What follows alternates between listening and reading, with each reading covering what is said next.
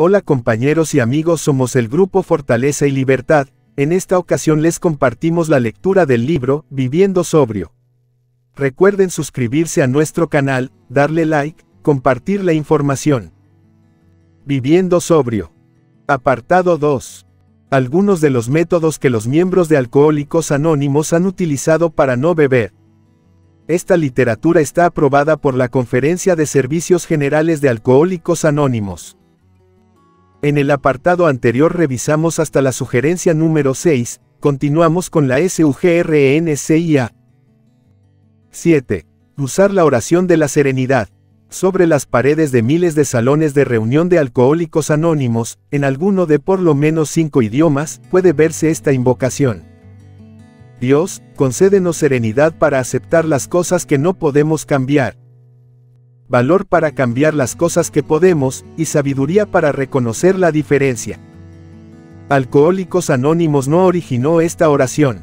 Parece que durante muchos siglos se han usado diferentes versiones de ella en varias confesiones religiosas, y en la actualidad es ampliamente usada fuera de Alcohólicos Anónimos, tanto como dentro de la comunidad.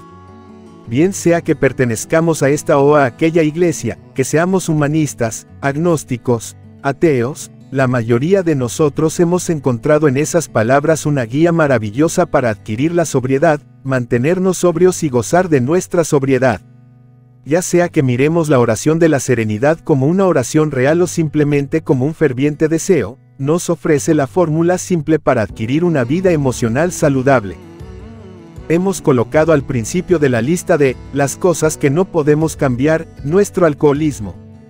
No importa lo que hagamos, sabemos muy bien que mañana no vamos a amanecer alcohólicos, así como tampoco seremos 10 años más jóvenes, o 20 centímetros más altos.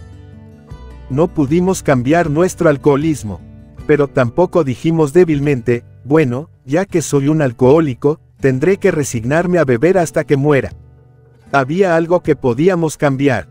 No necesitábamos ser alcohólicos borrachos. Podíamos convertirnos en alcohólicos abstemios. Es verdad que para eso se necesitaba valor, y necesitábamos también un toque de sabiduría para ver que era una tarea posible, que podíamos cambiarnos a nosotros mismos. Para nosotros, esa fue solamente la primera y más obvia utilización de la oración de la serenidad. Mientras más nos alejamos de la última copa, mayor significado y mayor hermosura adquieren esas pocas líneas. Podemos aplicarlas a situaciones cotidianas, del tipo que antes utilizábamos para evadirnos dentro de la botella. Por vía de ejemplo, odio este trabajo. Tengo que seguir en él, o puedo renunciar.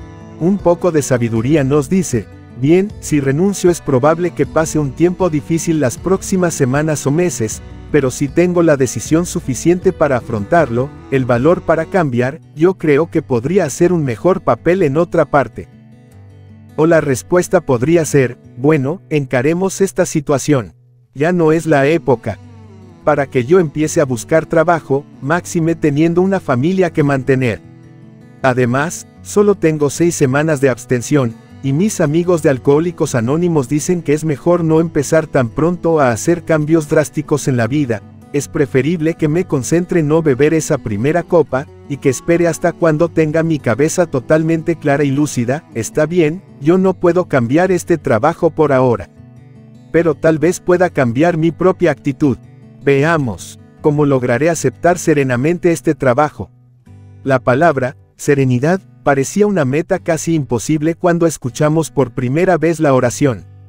En realidad, si por serenidad entendíamos la apatía, o una resignación amarga, o una tolerancia difícil, entonces no era algo apetecible en sí mismo. Pero vimos que la serenidad no significaba tal cosa. Cuando nos llega a nosotros ahora, es más en forma de un pleno reconocimiento, una manera realista y lúcida de ver el mundo, acompañada por la paz y fortaleza interiores. La serenidad es como el giroscopio que nos permite mantener el equilibrio a pesar de las turbulencias que se agitan a nuestro alrededor. Y ese sí es un estado de ánimo por el cual vale la pena luchar. 8. Cambiar las antiguas rutinas. Algunos acontecimientos especiales, lugares familiares, y actividades regulares asociadas con la bebida, han permanecido estrechamente entretejidos en el devenir de nuestras vidas. Así como la fatiga, el hambre, la soledad, la ira y la relación exagerada, esas antiguas rutinas resultan ser trampas muy peligrosas para la sobriedad. Cuando suspendimos por primera vez la bebida, muchos de nosotros creímos útil revisar los hábitos que rodeaban a nuestra forma de beber, y donde quiera que fuese posible, cambiar muchos de los pequeños eventos conectados con la bebida. Por ejemplo, muchos que solían empezar el día con un trago en el cuarto de baño, ahora se dirigen a la cocina a tomar un café. Algunos de nosotros cambiamos el orden de las cosas que hacíamos para preparar el día, como desayunar antes del baño y de vestirnos, o viceversa. Un cambio en la marca de dentífrico y enjuague bucal, y con este hay que tener cuidado respecto al contenido alcohólico, nos dio un sabor fresco y diferente para empezar el día. Tratamos de hacer un poco de ejercicio o algunos momentos de plácida contemplación o meditación antes de sumergirnos en el día. Muchos de nosotros también aprendimos a buscar una nueva ruta al abandonar nuestra casa por la mañana, evitando pasar por algún sitio que tuviera algún significado alcohólico especial. Algunos han cambiado el auto para viajar en tren, o el ferrocarril por la bicicleta, o el bus por la caminata. Otros viajan en una línea de buses diferente de la que acostumbraban. Bien fuese que nuestra bebida se iniciaba en el vagón, restaurante del tren, en la tienda de la esquina, en la cocina, el club campestre o el garaje, todos nosotros podemos localizar muy exactamente cuál es nuestro local favorito. Ya sea que se trate de un bebedor periódico o de un bebedor consuetudinario, cada uno de nosotros sabe por sí mismo cuáles son los días, las horas y las ocasiones que han estado más frecuentemente asociadas con nuestras borracheras. Cuando usted desea no beber, puede ayudarle el cambiar todas esas rutinas y establecer un nuevo esquema realmente distinto. Hay amas de casa, por ejemplo, que dicen que les ha convenido cambiar las horas y lugares para hacer sus compras y modificar el programa de sus tareas cotidianas. Las oficinistas que acostumbraban escaparse de la oficina a tomar rápidamente algunos tragos durante el descanso para tomar café, ahora se quedan en la oficina y piden realmente la taza de té o café.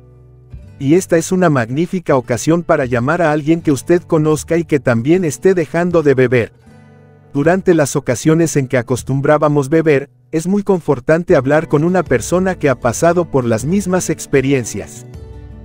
Aquellos de nosotros que empezamos nuestra sobriedad mientras estábamos confinados en un hospital o una cárcel tratamos de cambiar nuestros itinerarios de manera de no volvernos a encontrar con el contrabandista que nos proveía de licor en esas instituciones. Para muchos de nosotros, la hora de almuerzo era generalmente un periodo de consumo líquido. Cuando dejamos de beber, en lugar de ir al restaurante o cafetería donde los meseros siempre nos servían antes de que nosotros pidiéramos, es muy saludable encaminarnos en otra dirección para buscar el almuerzo, y es especialmente conveniente almorzar con otras personas no bebedoras. El ensayar la fuerza de voluntad en un asunto que involucra la salud, es absolutamente insensato cuando no es necesario. Por el contrario, tratamos de hacer que nuestros nuevos hábitos de salud sean los más fáciles posibles. Para muchos de nosotros, esto también nos ha significado el evitar, por lo menos durante algún tiempo, la compañía de nuestros compañeros de trago. Si ellos son amigos verdaderos, naturalmente se sentirán muy contentos de vernos cuidar nuestra salud, y respetarán nuestro derecho de pedir cualquier cosa que deseemos, así como nosotros respetamos el derecho que ellos tienen de beber si así lo desean. Pero hemos aprendido a cuidarnos de todas aquellas personas que insisten en hacernos beber nuevamente. Aquellos que realmente nos estiman, nos dan ánimo en nuestros esfuerzos por recuperarnos. A las 5 de la tarde, o a la hora en que termine el trabajo del día, algunos de nosotros aprendimos a detenernos a comer algún emparedado. Luego buscamos una ruta diferente para ir hacia nuestra casa, ruta que en lo posible no nos conduzca por sitios demasiado familiares para nuestra condición de bebedores. En caso de necesitar el tren, evitamos el vagón del bar, y siempre nos apeamos en el lugar de nuestro destino, y no en la estación correspondiente a la taberna de nuestra preferencia. Cuando llegamos a casa, en lugar de dirigirnos a buscar el hielo y los casos, nos cambiamos de traje, calentamos un poco de té o preparamos algún jugo de frutas, tomamos una siesta o vamos a descansar en la ducha, o con un libro, o leyendo la prensa. Aprendimos a variar nuestra dieta para incluir alimentos no asociados estrechamente con el alcohol. Si nuestra costumbre después de la comida era sentarnos a beber mientras veíamos televisión, vimos la necesidad de cambiarnos a otro cuarto para dedicarnos a otras actividades. Si acostumbrábamos esperar a que la familia se fuera a la cama para empezar a buscar la botella, tratamos ahora de irnos a acostar más temprano por variar, o dar una caminada o leer o escribir o jugar ajedrez. Los viajes de negocios, los fines de semana o las vacaciones, la cancha de golf, los estadios de fútbol, los juegos de cartas, la piscina o el refugio deportivo frecuentemente significaban mucho alcohol para nosotros. Los navegantes y pescadores gastaban todo su tiempo bebiendo en la bahía o el lago. Cuando dejamos por primera vez de beber, vimos lo valioso que era programar una clase diferente de viaje o vacaciones durante algún tiempo.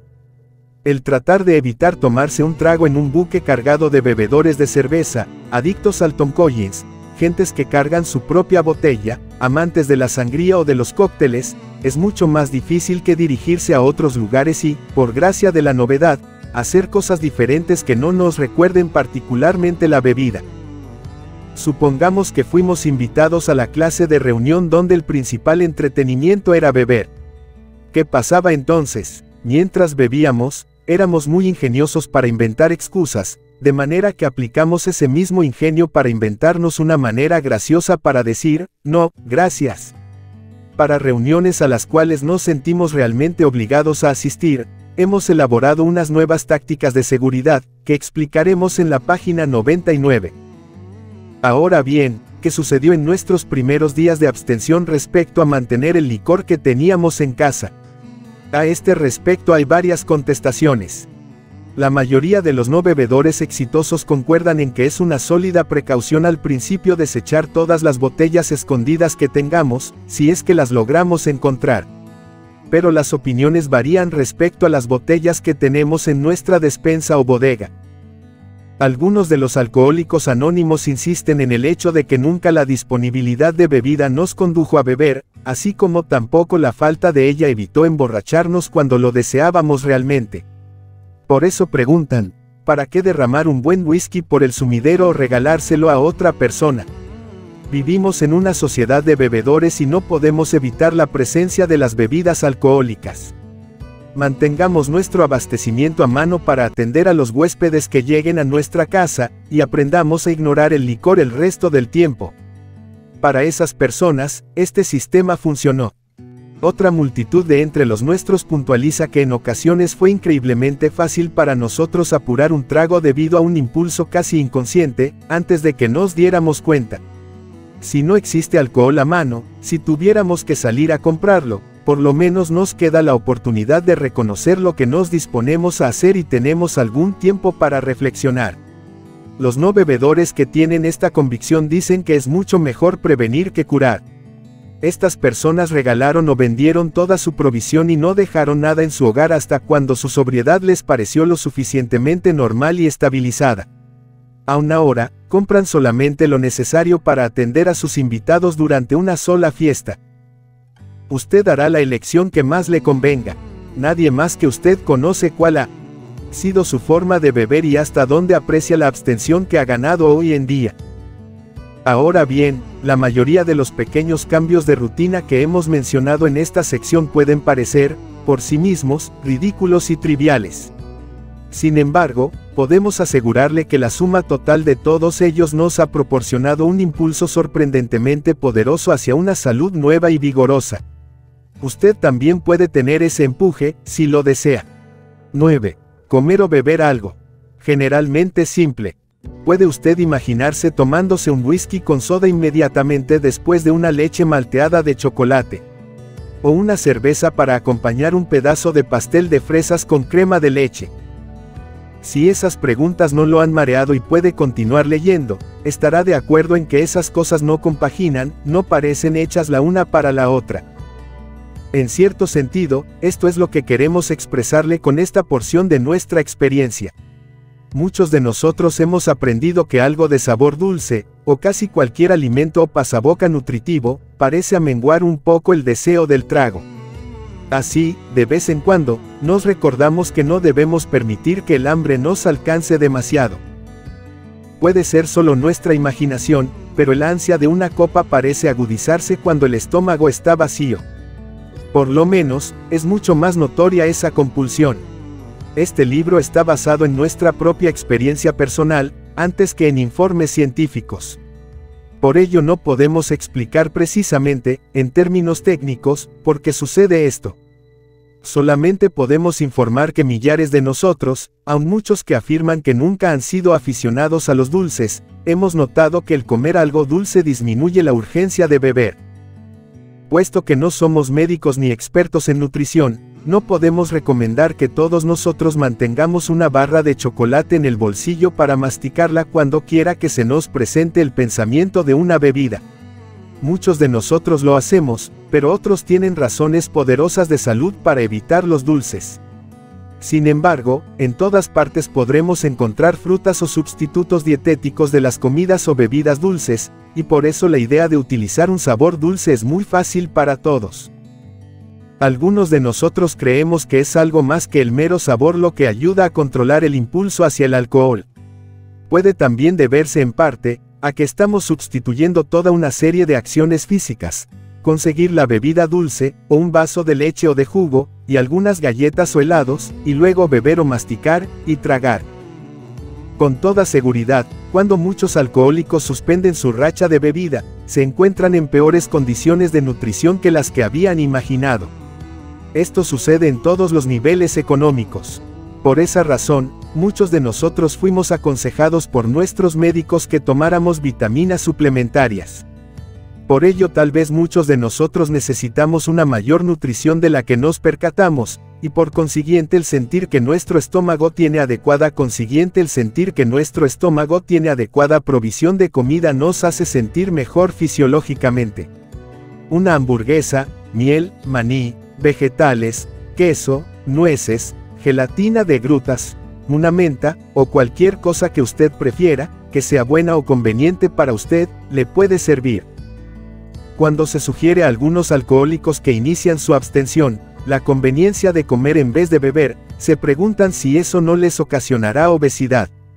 A esto podemos contestar que nuestra experiencia nos demuestra que esta situación ocurre muy raramente. Muchos de nosotros perdimos la grasa excesiva cuando empezamos a comer en forma balanceada reemplazando las calorías del alcohol etílico, y otros han ganado unas libras que les eran necesarias. De todas maneras, algunos, adictos a los helados o los confites observan que en sus primeros meses de abstención engordan un poco, en los lugares que menos los favorecen. Pero esto parece ser un precio muy pequeño para pagar por la liberación del alcoholismo activo. Es mejor ser algo gordito que borracho, ¿no es verdad? Además, nunca se oyó que a nadie lo arrestaran por conducir en estado de obesidad. De todas maneras, con un poco de paciencia y buen criterio, los problemas de peso generalmente se normalizan, como lo comprueba nuestra experiencia. En caso contrario, o si usted padece de un problema crónico y serio de obesidad o falta de peso, debería consultar a un médico que no solo conozca los problemas del peso, sino también que sepa algo de nuestra enfermedad. Nunca encontramos ningún conflicto entre la experiencia de Alcohólicos Anónimos y el consejo fundamentado que suministra un médico que conozca el tema del alcoholismo. Por consiguiente, la próxima ocasión en que se presente la tentación de beber, llevemos algo a nuestra boca, bien sea de comer o de beber para que nos cuaite el apetito.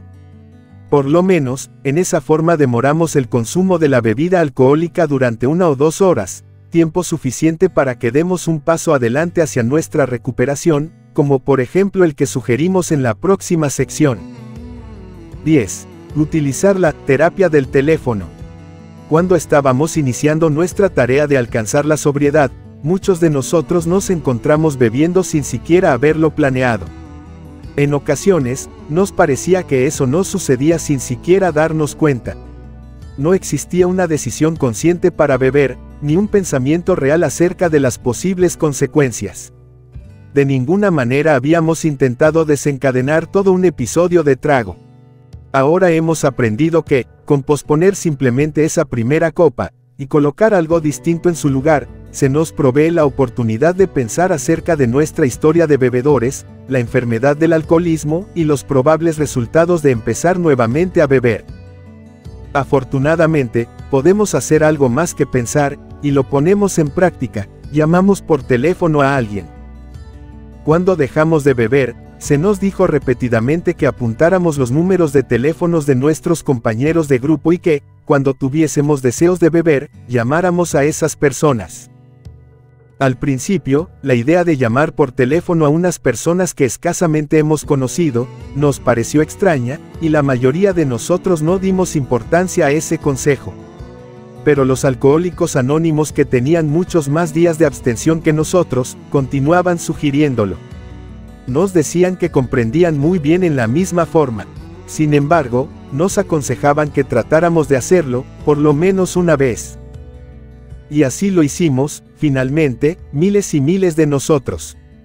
Para nuestro alivio, resultó ser una experiencia fácil y agradable.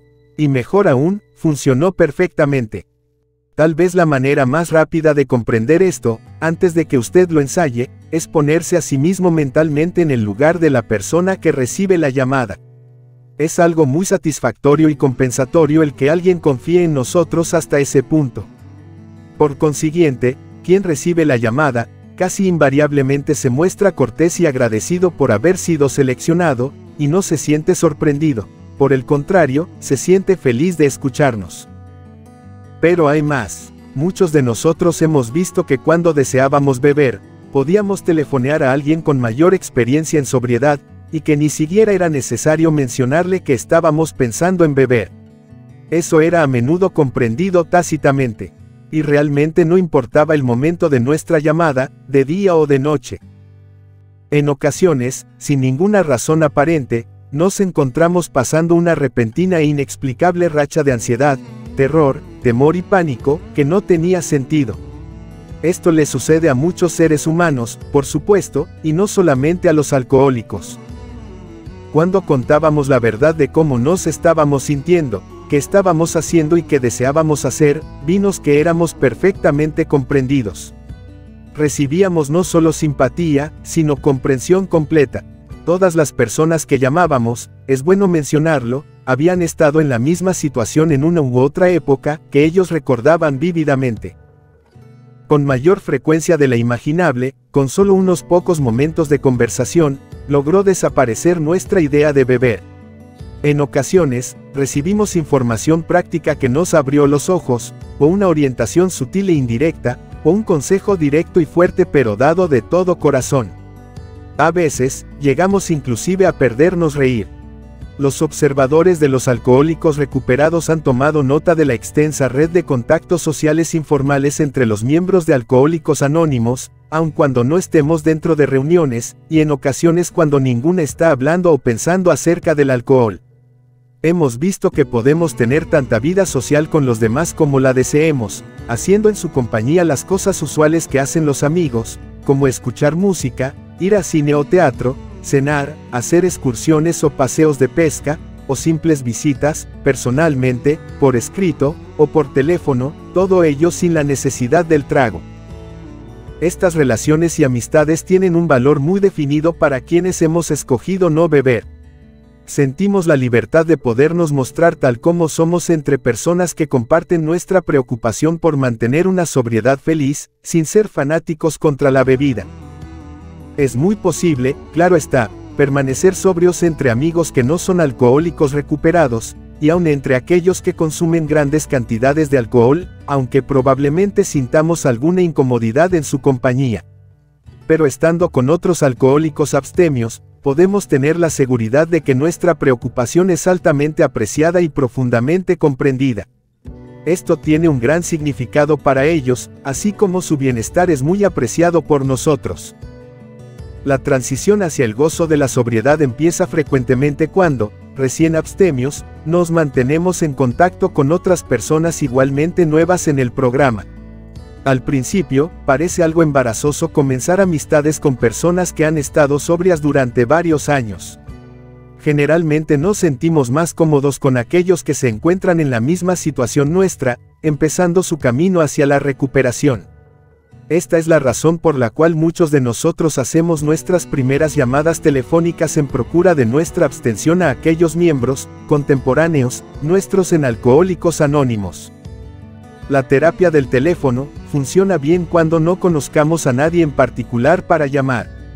Puesto que en la mayoría de los directorios telefónicos de los Estados Unidos, el Canadá y muchos otros países se encuentra el número de teléfono de Alcohólicos Anónimos, es muy fácil marcar ese número y ponernos instantáneamente en contacto con alguien que comprende sinceramente, a nuestro mismo nivel.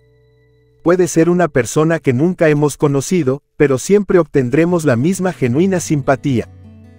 Una vez que hemos efectuado la primera llamada, es mucho más fácil hacer otra cuando la necesitemos. Finalmente, la necesidad de alejarnos del deseo de una bebida desaparece virtualmente para la mayoría de nosotros. Cuando esto se logra, sin embargo, muchos de nosotros encontramos que hemos establecido el hábito de hacer visitas ocasionales por teléfono y por consiguiente seguimos haciéndolas porque nos agradan. 11. Conseguir un patrocinador o padrino. No todos los miembros de Alcohólicos Anónimos han tenido padrino. Pero miles de nosotros decimos que no estaríamos vivos de no haber sido por la amistad especial de un alcohólico recuperado durante los primeros meses y años de nuestra sobriedad. En los primeros días de nuestra comunidad, la palabra padrino no estaba incluida en el léxico de Alcohólicos Anónimos. Luego unos pocos hospitales en Akron, Ohio, y Nueva York empezaron a aceptar alcohólicos, bajo ese diagnóstico, como pacientes, siempre y cuando un miembro abstemio de Alcohólicos Anónimos se ofreciera para apadrinar al hombre o mujer enfermos. Este padrino llevaba el paciente al hospital, lo visitaba regularmente, se encontraba presente cuando el paciente era dado de alta, se encargaba de llevarlo a casa y orientarlo hacia una reunión de Alcohólicos Anónimos. En esa reunión, el padrino lo presentaba a los demás miembros del grupo, alcohólicos que felizmente ya no estaban bebiendo. Durante los primeros meses de recuperación, este padrino permanecía disponible, listo para contestar las preguntas y escuchar cuando quiera que el paciente lo necesitara.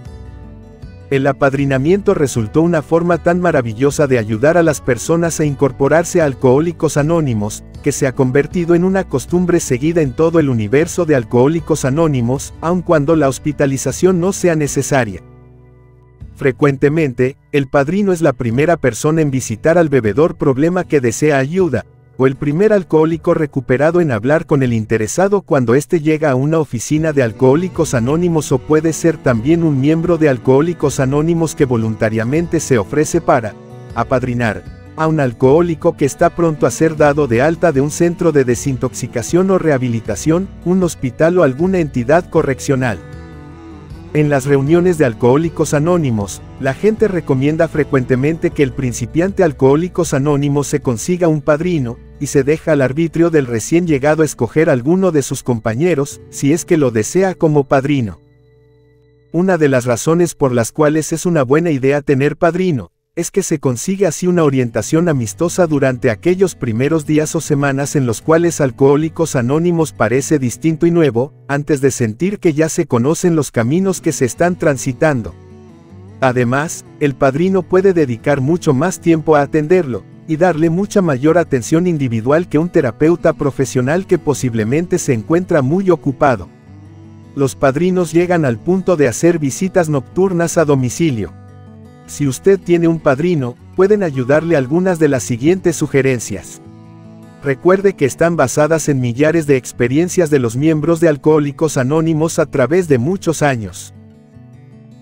Generalmente es mejor que los hombres apadrinen a los hombres y las mujeres apadrinen a las mujeres. Esto ayuda a evitar la posibilidad del romance, que puede convertirse en un desarrollo sumamente complicado, cuando no destructivo para la relación de padrino a recién llegado. Gracias a miles de errores y ensayos, hemos descubierto que el sexo y el apadrinamiento no forman una buena mezcla. B.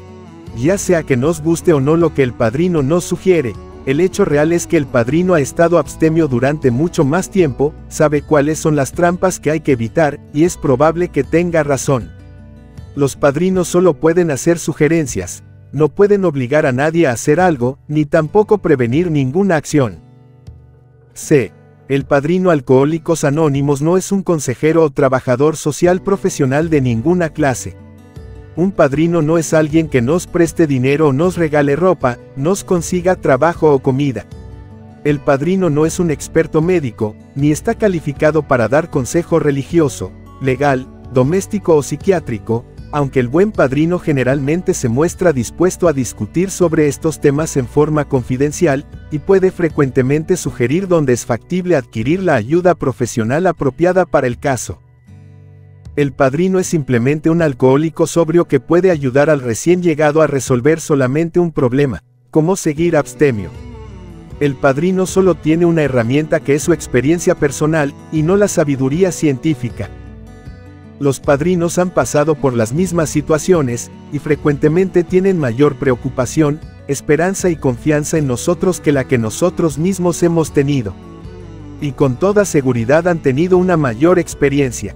Al recordar su propia condición, alargan su mano para ayudar, y no de arriba hacia abajo. Alguien ha dicho que los alcohólicos pueden ser aquellas personas que nunca debieran tener secretos acerca de sí mismos, especialmente los que pertenecen a la clase que sufre sentimientos de culpa. El abrirnos a otras personas nos evita guardar nuestros secretos, lo cual puede ser un buen antídoto para cualquier tendencia hacia la excesiva preocupación y autoconmiseración. El buen padrino es alguien en quien podemos confiar, para desahogarnos completamente. Es muy agradable tener un padrino que congenie con nosotros, que comparta nuestra experiencia e intereses en aspectos distintos a la mera sobriedad. Pero eso no es necesario. En muchos casos, el mejor padrino es alguien totalmente distinto a nosotros. En muchas ocasiones han tenido gran éxito parejas de padrinos y recién llegados que son totalmente diferentes entre sí. Los padrinos, al igual que todas las personas, pueden tener obligaciones familiares y laborales.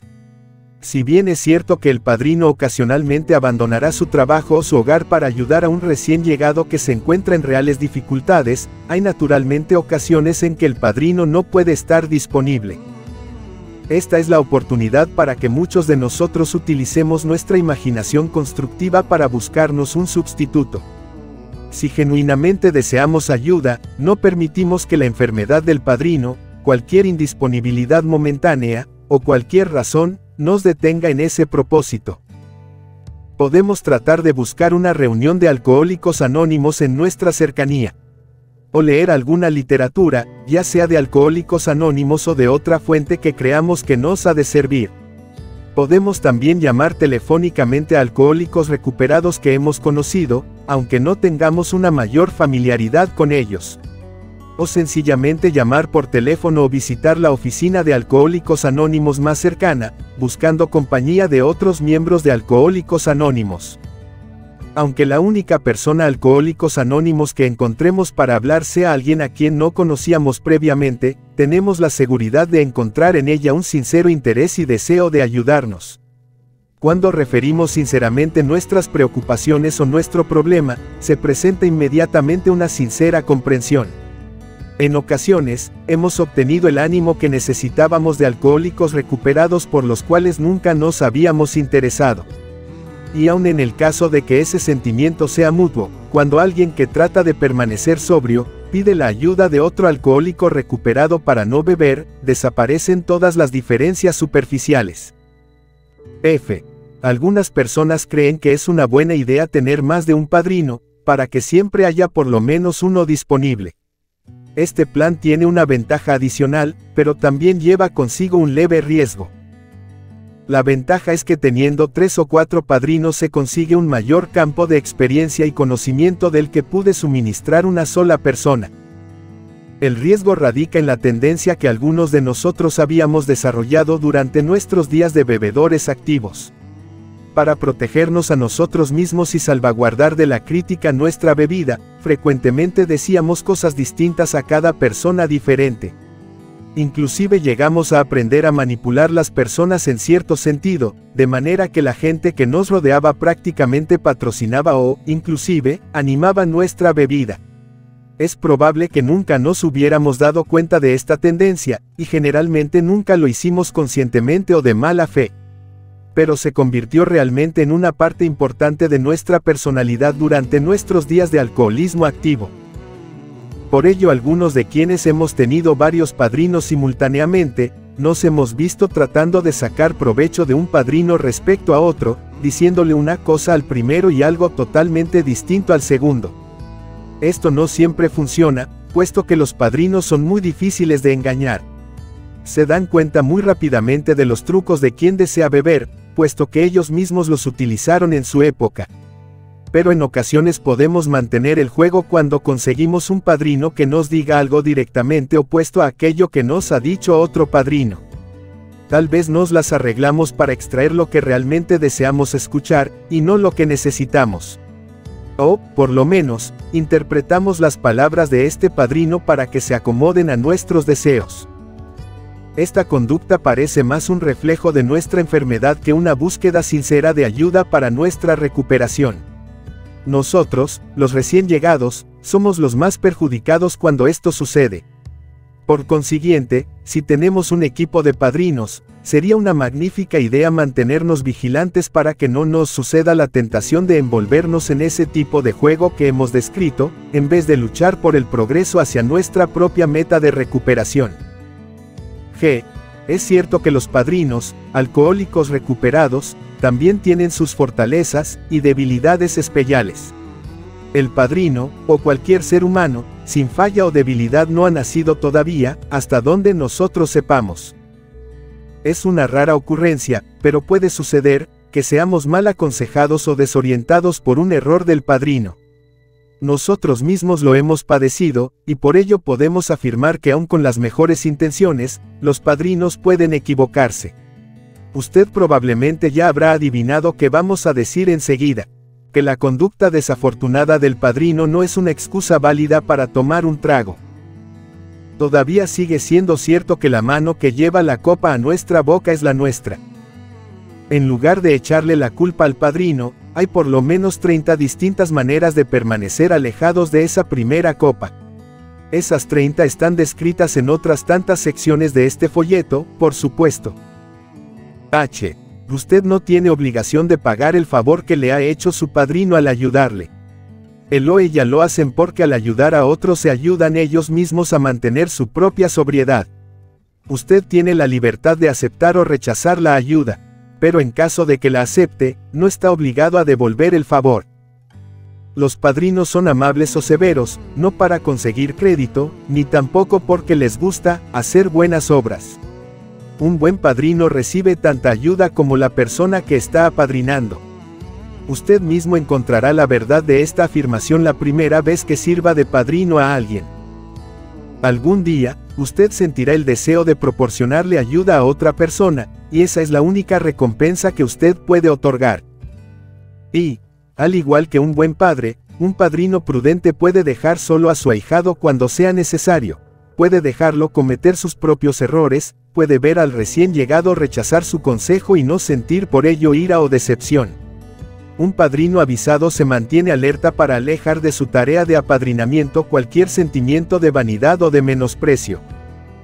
Y los mejores padrinos se sienten realmente agradados cuando el recién llegado se manifiesta capaz de seguir su propio camino sin necesidad de que lo conduzcan de la mano. No quiere decir esto que tengamos que continuar solitarios.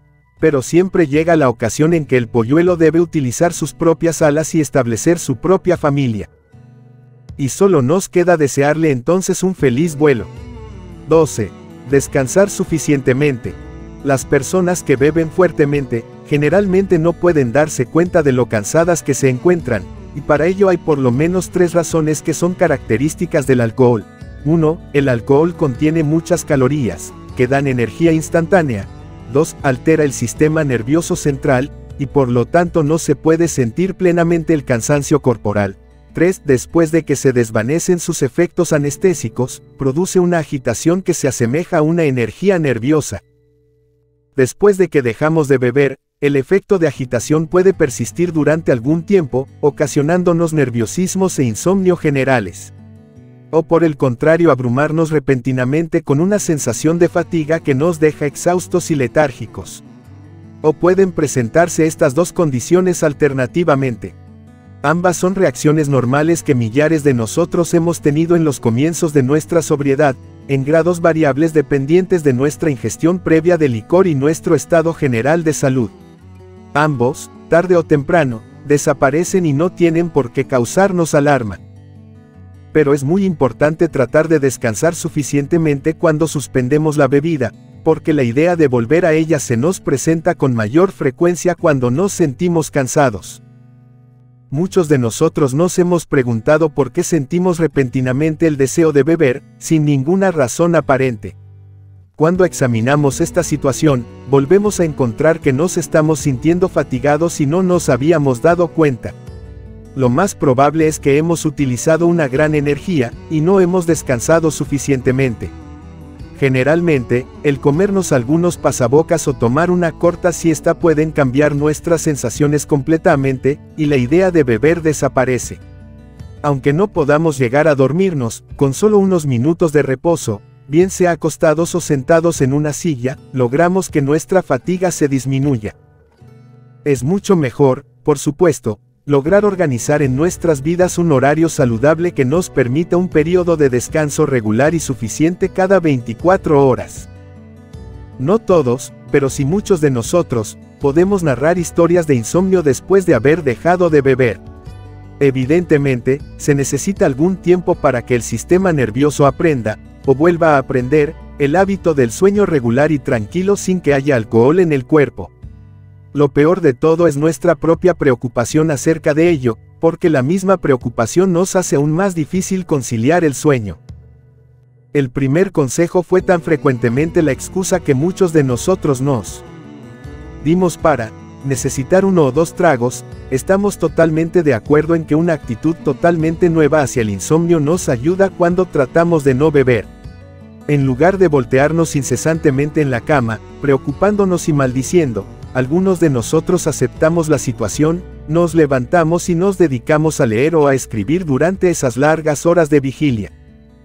Entretanto, es una magnífica idea revisar todos nuestros otros hábitos de salud para verificar si en alguna forma están afectando nuestra facultad de conciliar el sueño. Tal vez estemos tomando demasiado café por las tardes, o no estemos comiendo adecuadamente, o no estemos haciendo suficiente ejercicio, o el sistema digestivo no esté funcionando normalmente. Encontrar este tipo de problemas puede tomarnos también algún tiempo. Hay muchas fórmulas, simples y antiguas, para combatir el insomnio que realmente pueden ayudar, tales como tomar un vaso de leche caliente, respirar profundamente, o darnos un baño en tina, leer un libro pesado o escuchar música suave. Algunos prefieren trucos más exóticos. Un alcohólico recuperado recomienda tomar ginger ale con pimienta. En fin, cada cual con lo suyo. Otros confían en masajes particulares, yoga, o remedios diferentes sugeridos en libros que tratan de esta materia. Aunque no logremos conciliar el sueño inmediatamente, podemos descansar sin embargo acostándonos quietos con los ojos cerrados. Nadie puede dormir mientras camina de un lado para otro en su habitación o empieza a conversar toda la noche con una taza de café en su mano. Si la condición persiste, puede ser aconsejable consultar un buen médico que esté enterado sobre alcoholismo. De todas maneras, las píldoras para dormir, cualesquiera que sean, no constituyen la respuesta para los alcohólicos. Casi invariablemente conducen a la bebida, según lo demuestra nuestra experiencia repetida. Porque sabemos muy bien qué tan peligrosas pueden ser esas píldoras, algunos de nosotros hemos tenido que soportar esta situación anormal durante algún tiempo, hasta cuando nuestros cuerpos lograron establecer una rutina saludable para el sueño. Una vez que hemos logrado superar esa dificultad temporal, cuando el ritmo natural del sueño se restablece, podemos verificar que el precio que pagamos bien valía la pena. Puede ser útil mencionar también otra curiosidad acerca del sueño cuando dejamos de beber. Mucho tiempo después de habernos separado de la botella, entre muchos de nosotros se ha presentado el caso de despertarnos alguna mañana o noche dándonos cuenta de que acabamos de tener un sueño sumamente vívido en que nos veíamos bebiendo. No todos nosotros tenemos esos sueños, pero la experiencia de muchos de nosotros nos lleva a considerarlos como situaciones comunes o inocuas. Alcohólicos Anónimos no es un programa de interpretación de los sueños, y por consiguiente no podemos decir cuál puede ser el significado oculto, si es que existe, de ese tipo de sueños, como muy bien podrían explicarlo los psicoanalistas y otros especialistas. Lo único que podemos informar es que esos sueños ocurren, y no debemos sorprendernos. Uno de los más comunes es el sueño en que uno se ve a sí mismo borracho, y horrorizado por ello, pero tiene el recuerdo de haber bebido. Hemos llegado a despertarnos con temblores, escalofríos y otros clásicos síntomas de resaca, aunque, naturalmente, no hayamos tocado la bebida en muchos meses. No fue más que un mal sueño, y puede presentarse de improviso mucho tiempo después de haber ingerido nuestra última copa. Probablemente, es una magnífica experiencia el que nos aterroricemos y nos sintamos desgraciados con la noción de beber, aunque sea en sueños. Tal vez esto signifique que estamos empezando realmente a adquirir la idea, en lo más profundo de nuestro ser, de que la bebida no es conveniente para nosotros. La sobriedad es mucho mejor, inclusive para soñar con ella. La maravilla de un sueño sobrio, cuando se logra alcanzar, es uno de los grandes placeres al despertarnos, porque no tenemos resacas, ni preocupaciones acerca de lo que nos haya podido suceder en la laguna de la noche anterior. Por el contrario, significa que podemos encarar el nuevo día descansados, esperanzados y agradecidos. 13. Lo primero primero. He aquí un antiguo refrán que tiene significado especial e importante para nosotros. Dicho en otros términos, quiere decir que, sobre todas las demás preocupaciones, debemos recordar que no podemos beber.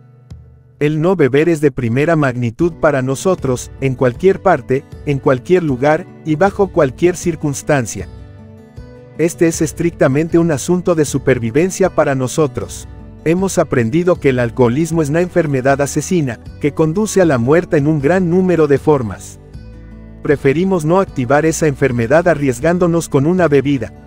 El tratamiento de nuestra condición, tal como lo ha notado la Asociación Médica Norteamericana, involucra primordialmente el no tomar ni un solo trago. Nuestra experiencia refuerza esa receta terapéutica. En los problemas prácticos y cotidianos, esto quiere decir que debemos tomar todas las medidas que sean necesarias, a pesar de cualquier inconveniente, para no beber. Algunos nos han preguntado, ¿esto quiere decir entonces que hay que colocar la sobriedad por encima de la familia, el trabajo, o la opinión de los amigos? Cuando observamos que el alcoholismo es un asunto de vida o muerte, la respuesta es muy sencilla.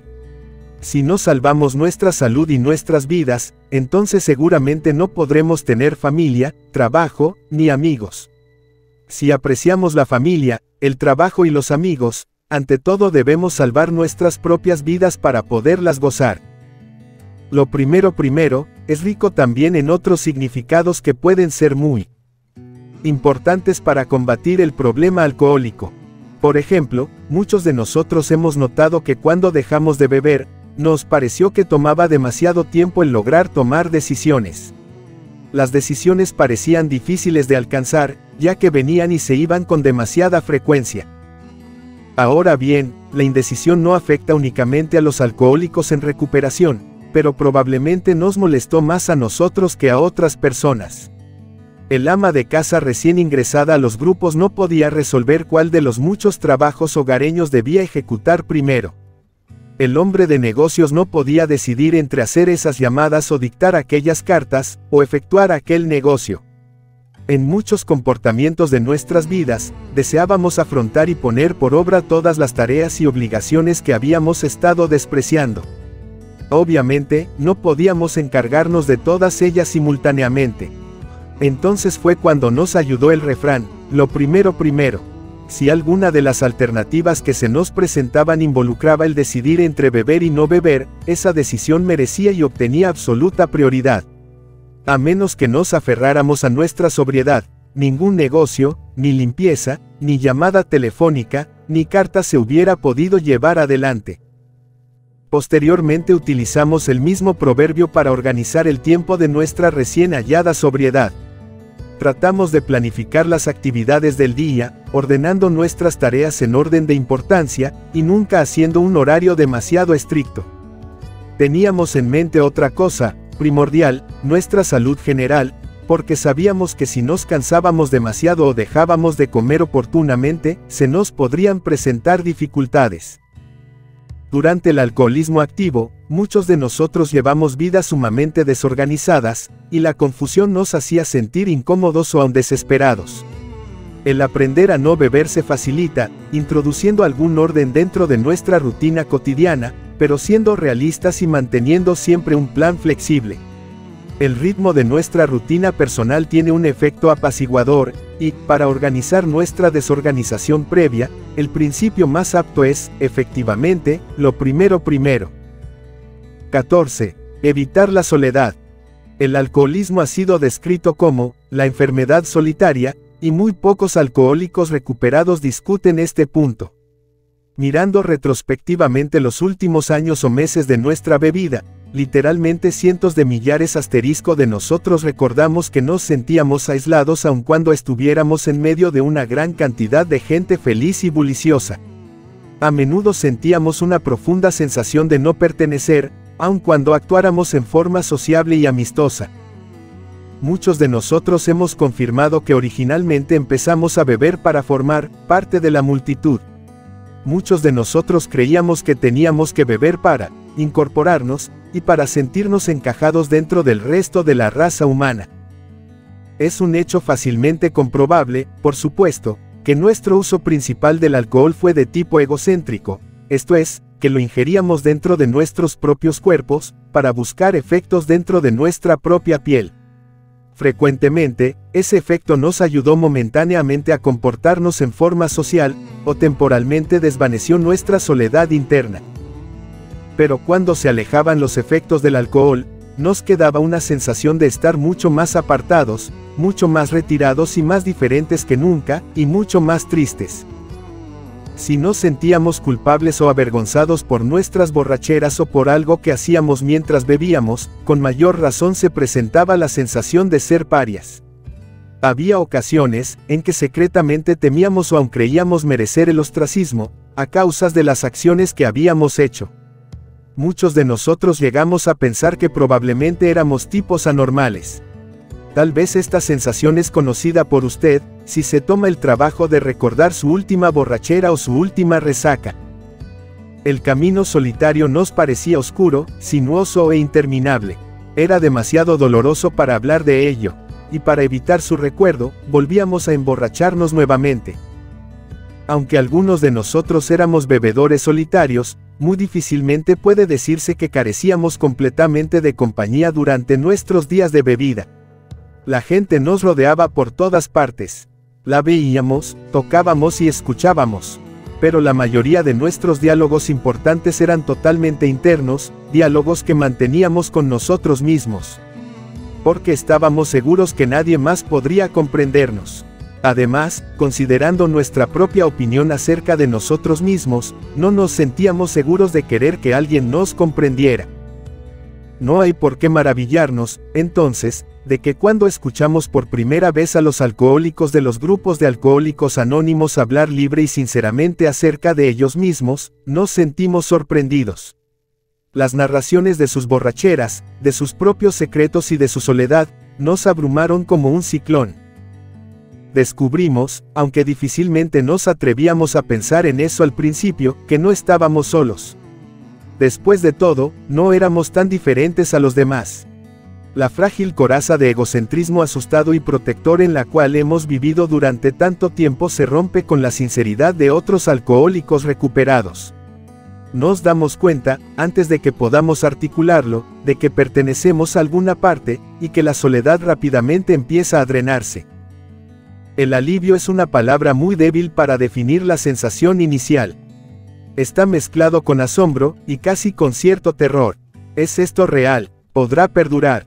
Aquellos de nosotros que hemos estado sobrios durante algunos años, podemos asegurarle a cualquier recién llegado a una reunión de alcohólicos anónimos que esa sensación es real, ciertamente muy real. Y puede perdurar. No es como los otros falsos comienzos, de la clase que la mayoría de nosotros hemos experimentado frecuentemente. No es uno más de aquellos alegres principios que pronto se ven seguidos por un fracaso desalentador. Por el contrario, a medida que se incrementa el número de personas que ahora han estado durante varias décadas en Alcohólicos Anónimos, vemos ante nuestros ojos más y más pruebas contundentes de que tenemos una recuperación genuina y perdurable de la soledad del alcoholismo. Con todo ello, el quitarnos de los hábitos de sospecha y otros mecanismos de protección que han permanecido en nosotros durante muchos años y se encuentran profundamente arraigados, no puede ser un proceso que se desarrolle de la noche a la mañana. Hemos llegado a estar tremendamente acondicionados para sentir y actuar en medio de una falta de comprensión y de amor, que bien puede ser real o no, estamos acostumbrados a actuar como solitarios. Por consiguiente, después de que logramos dejar la bebida, algunos de nosotros podemos necesitar un poco de tiempo y de práctica para romper nuestra soledad acostumbrada. Aun cuando empecemos a creer que ya no estamos solos, en ocasiones actuamos y sentimos tal como solíamos hacerlo antiguamente. Todavía no estamos maduros para buscar la amistad, o para aceptarla cuando se nos ofrece. No nos sentimos completamente seguros acerca de cómo hacerlo, ni siquiera en pensar si habrá de funcionar. Y esos años acumulados con su carga abundante de temor todavía pueden influir en nosotros para retardarnos. Por consiguiente, cuando empezamos a sentirnos un poco solitarios, ya sea que estemos real y físicamente solitarios, o no, las antiguas rutinas y el llamado del alcohol pueden fácilmente atropellarnos. De vez en cuando, algunos de nosotros nos sentimos tentados a renunciar y volver a nuestra antigua miseria. Por lo menos, es una condición que ya conocimos y no tendremos que luchar demasiado para volver a adquirir toda la práctica que habíamos alcanzado en nuestra vida de bebedores. Hablándole a un grupo de alcohólicos anónimos acerca de sí mismo, un compañero dijo una vez que desde sus años juveniles hasta la década de los 40 el ser un borracho había constituido una ocupación de tiempo completo, y por ello había pasado de largo por la mayor parte de las cosas que los hombres aprenden generalmente a medida que van llegando a la madurez. Entonces aquí estoy en mis 40, dijo, abstemio. Sabía cómo beber y cómo armar alborotos, pero nunca había aprendido una labor vocacional o profesional, y era totalmente ignorante respecto a los modales de comportamiento social. Es terrible, yo ni siquiera sabía cómo pedirle una cita a una muchacha y qué hacer cuando me la diera. Y encontré también que no hay clases de romances para solteros de 40 años que nunca han aprendido a valerse por sí mismo en este campo. La carcajada en la reunión de Alcohólicos Anónimos esa noche fue particularmente amable y calurosa. Había tantos que estaban en esa situación y que habían padecido la misma clase de incomodidad.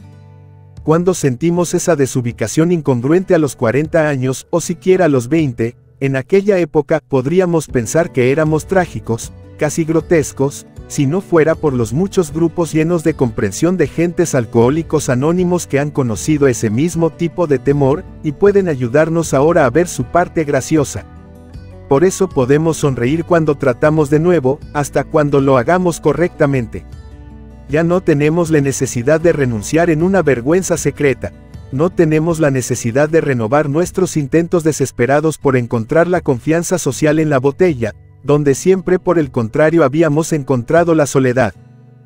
Este es un ejemplo extremo de la clase de sensación que muchos de nosotros recibimos cuando empezamos a navegar por la sobriedad. Y nos muestra cuán peligrosamente perdidos podríamos encontrarnos si tratáramos de continuar en forma solitaria. La oportunidad de hacer ese viaje sería de una en millones. Pero ahora sabemos muy bien que no tenemos que proceder por nuestra cuenta. Es mucho más sensato, seguro y fácil hacerlo en compañía de toda una flota feliz que va en la misma dirección. Y ninguno de nosotros tiene por qué sentir vergüenza de utilizar la ayuda, puesto que todos nos ayudamos unos a otros. No es una cobardía el utilizar ayuda para recuperarnos de un problema de bebida, así como no es cobardía utilizar una muleta cuando tenemos una pierna rota. Una muleta es un artefacto maravilloso para aquellos que lo necesitan y para aquellos que comprenden su utilidad. Pero es que hay algo realmente heroico en una persona ciega que va dando tumbos y caídas simplemente porque se niega a utilizar una ayuda que fácilmente podría obtener.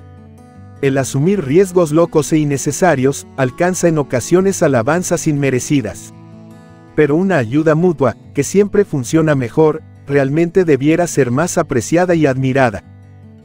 Nuestra propia experiencia para permanecer sobrios refleja en forma abrumadora la sabiduría de utilizar cualquier ayuda disponible para recuperarnos del problema de la bebida.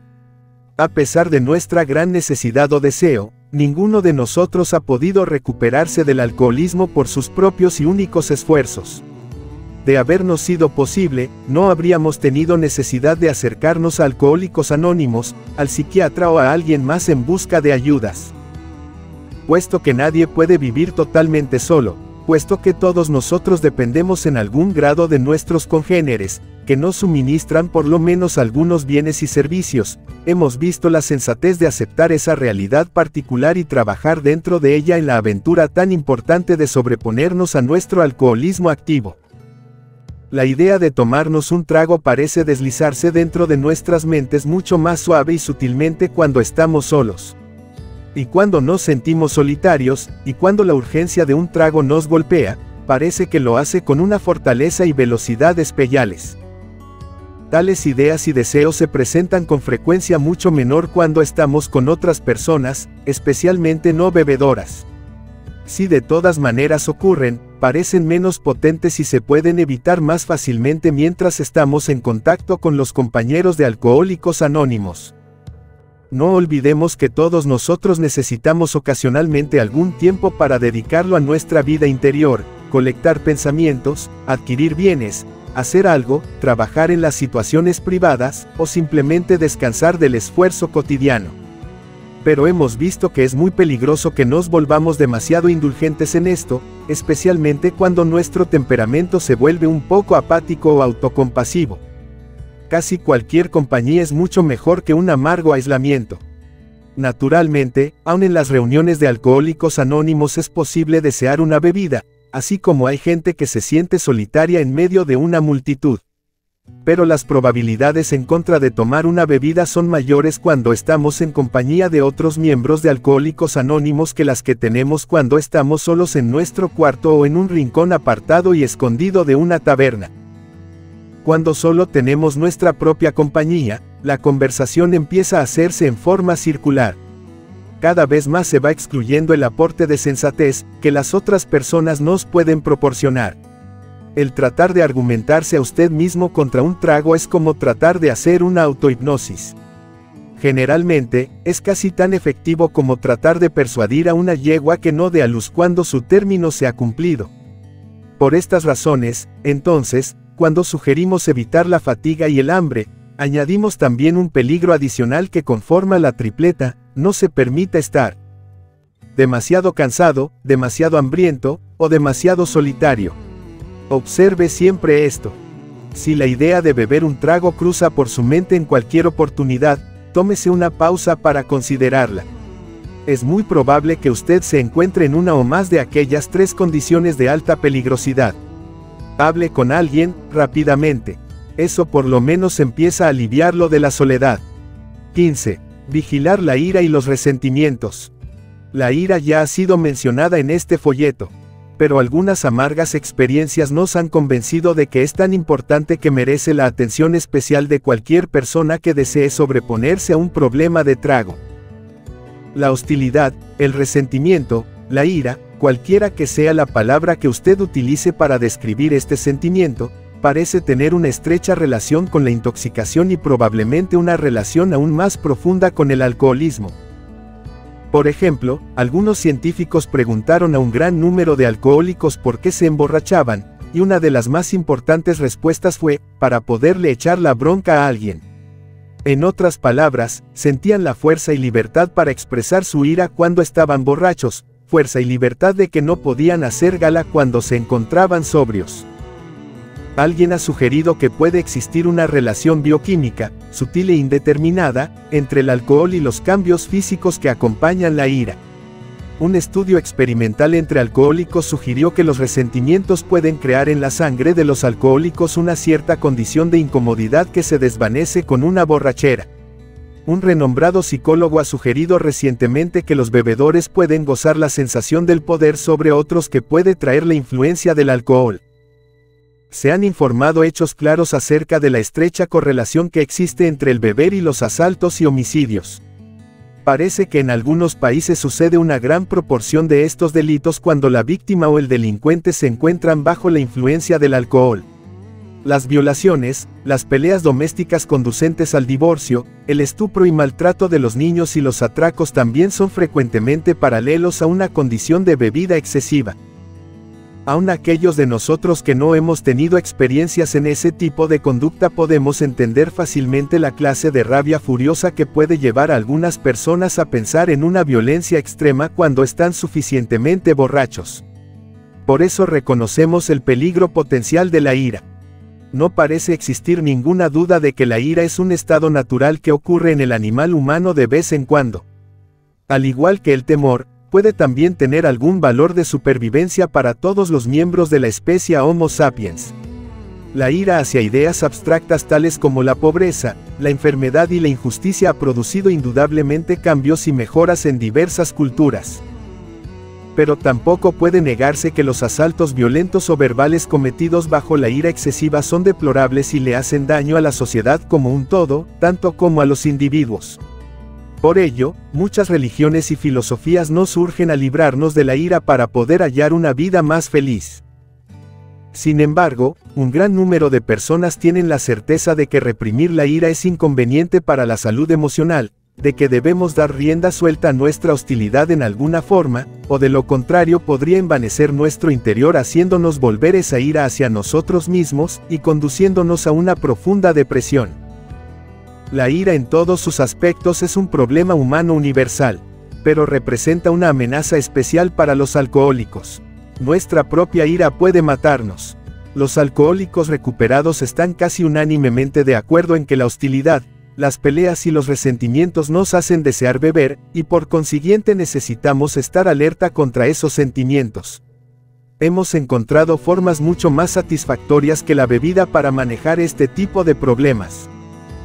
Volvemos a ellas posteriormente. Primero daremos una lista de las formas y matices que pueden presentar la ira en algunas ocasiones.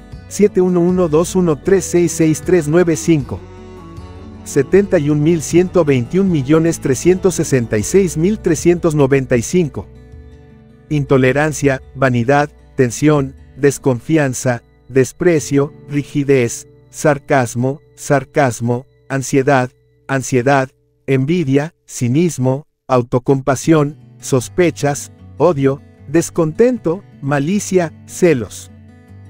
Algunos miembros de Alcohólicos Anónimos han podido, durante su sobriedad, seguir la huella de todas esas sensaciones que conducen a la ira subyacente. Durante nuestros días de bebedores, muchos de nosotros dedicábamos muy poco tiempo a pensar en este tipo de cosas. Preferíamos lamentarnos por ellas, o reaccionábamos excesivamente, especialmente después de haberlas atenuado con otro trago. Tal vez el miedo también debiera estar en esa lista, ya que muchos de nosotros creemos que la ira es frecuentemente una manifestación del temor. No siempre estamos seguros acerca de qué nos produce ese temor.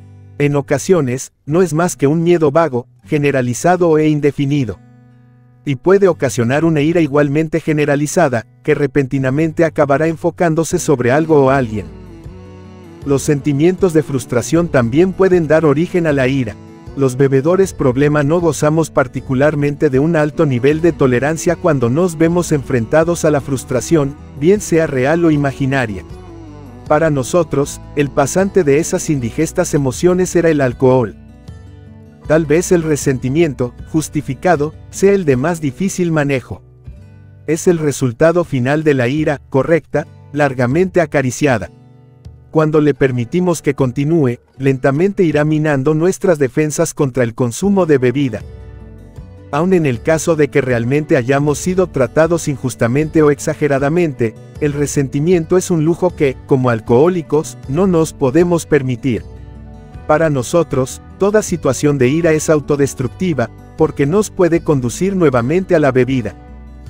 En los libros, Alcohólicos Anónimos, y 12 Pasos y 12 Tradiciones, se trata en detalle la forma de manejar estos resentimientos. No podemos pretender ser expertos en la comprensión de la psicología profunda, por ello, inicialmente tenemos que concentrarnos, no tanto en buscar las causas de nuestras sensaciones molestas de ira, como en tratar de gobernar esas sensaciones, ya sea que las creamos justificadas o no, tratamos de controlar esas sensaciones para que no nos engañen y conduzcan nuevamente a beber. En forma por demás interesante, varios de los métodos que hemos discutido para evitar la bebida han funcionado espléndidamente para sobreponernos a la molestia interior que sufrimos cuando estamos airados. Cuando empezamos a revolvernos interiormente, por ejemplo, frecuentemente es de mucha ayuda dar algunos bocados de una golosina o tomarnos un vaso de alguna bebida dulce y no intoxicante. También es notablemente efectivo, cuando empezamos a sentirnos demasiado molestos por algo, buscar un teléfono y contárselo a nuestro padrino o a alguno de nuestros compañeros. Es muy conveniente detenernos a pensar si no estaremos demasiado cansados.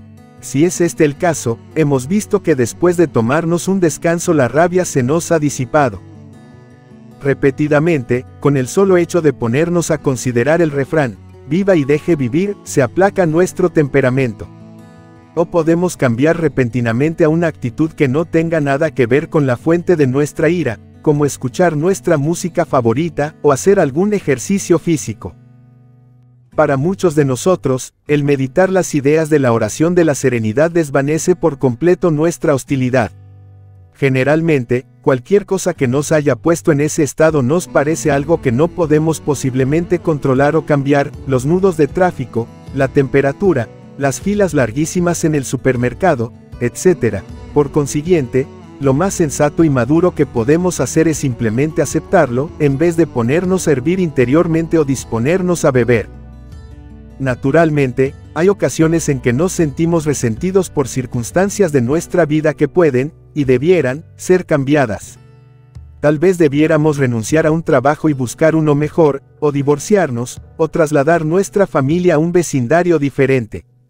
Si es así, una decisión de tal naturaleza necesita ser tomada cuidadosamente, no en forma precipitada o airada. Por eso debemos aplacarnos primero.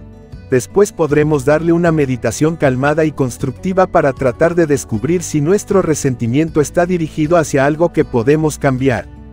Para verificar esto, lea nuevamente la sección que trata acerca de la oración de la serenidad, en la página 37. Hay ocasiones en que no debemos tratar con un resentimiento antiguo, sino con una rabia repentina y avasalladora. En tal caso, el plan de las 24 horas que está en la página 21, y, lo primero, página 55, han ayudado a muchos de nosotros a sobreponernos a esa rabia, aunque al principio no podíamos ver en qué forma podría eso ayudarnos hasta cuando realmente lo intentamos, y obtuvimos resultados sorprendentemente buenos. Otro remedio efectivo para la ira es la idea de actuar, como si decidimos actuar como lo haría una persona madura y bien equilibrada para manejar un resentimiento como el nuestro. Trate de ensayarlo en alguna oportunidad. Esto funciona efectivamente.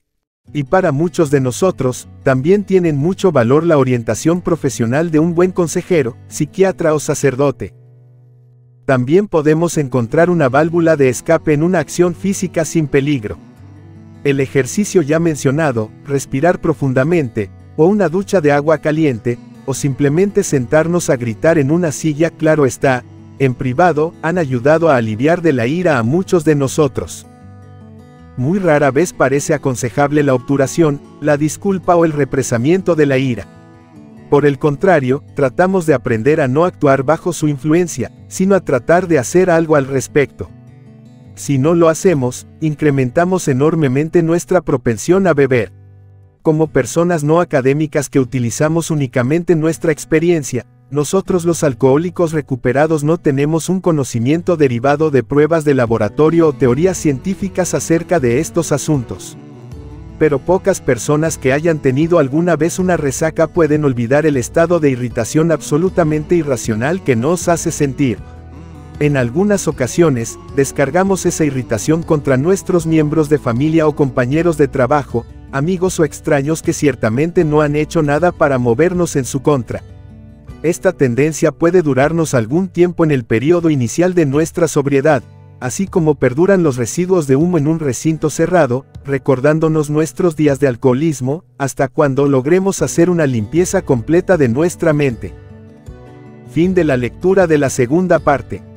Recuerden suscribirse a nuestro canal, compartir el video, para continuar subiendo información relacionada con el programa de recuperación de los 12 pasos, e información de trastornos emocionales y mentales.